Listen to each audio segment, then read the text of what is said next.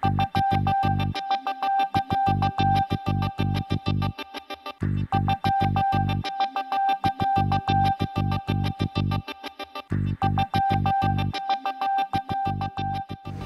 planning on opening the conference with some words of warning about tall buildings. Building tall is a last resort, not a first preference. Cities that have built tall in order to change their image or their economic certainty have always had disasters. Frankfurt used to be a quiet market town. Now it's a quiet market town with skyscrapers. If you haven't got a party and there's nothing to celebrate, don't build tall.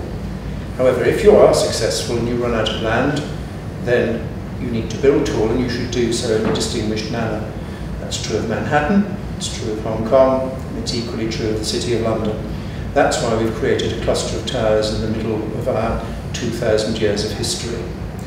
Now, I shall be explaining that at the opening of the conference and discouraging people from building tall buildings all around the world.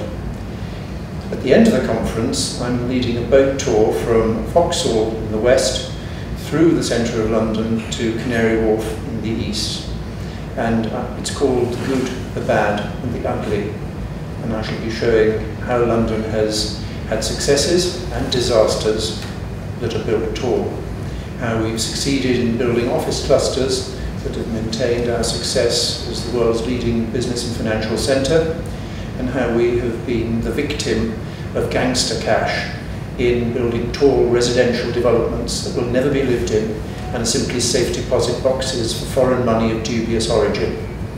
I think that sums up what I'm going to say, really. I hope it isn't too contentious. Well, what Peter says is the basis of tall building design as far as the architecture and as far as the urbanism is concerned. My role is actually a little bit different. I'm a structural engineer, and my talk will be about what is the role of the structural engineers in building tall buildings. It is not just designing buildings that stand up. It's about how to collaborate with the design team and how to understand the imagination and the reality beyond the final product and helping to conceive that idea. So tall building by nature, they are very massive at the base because of the sheer strength and because of the material that is needed to support them, both laterally and vertically.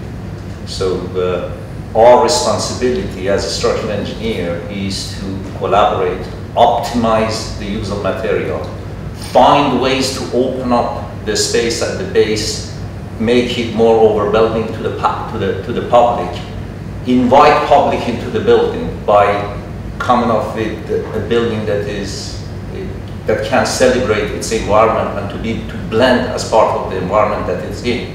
Now, designing a building like that in a city like Dubai is quite different than building a building like this in City of London, because you face many challenges. Yeah, well, just perhaps a slight contradiction to the need for tall buildings. Our work seems to demonstrate that they're essential and that for cities to survive, they must embrace density.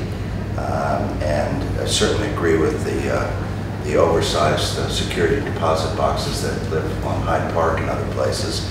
But our belief is, and I would challenge both of these guys, that somehow we have to find a way to embrace density. Peter was also remiss in not listing amongst the best exemplars of tall building and urban design Chicago, which happens to be my hometown. But here's where it comes into what you're both saying. The success of Chicago is not just the technology of going tall. It's not developing workplaces as we have in the City of London that are extremely effective for 20th and 21st century business and indeed high-rise living. What's happening there and what has happened all along is a mix of uses that make for a great city to live in. So as we sit here in a narrow lane in Soho today, the street is where the action is. And this is what Peter and his people have been able to do down at the City Corporation. And what happens in most of Chicago as well. So it's the ground plane, it's the action on the street. Kamran needs to build cost-effective structures that work extremely well. But our work tends to be trying to reinforce the place, in particular, the city corporation. So we're hoping the city will continue to kind of embrace density as long as it remains the City of London.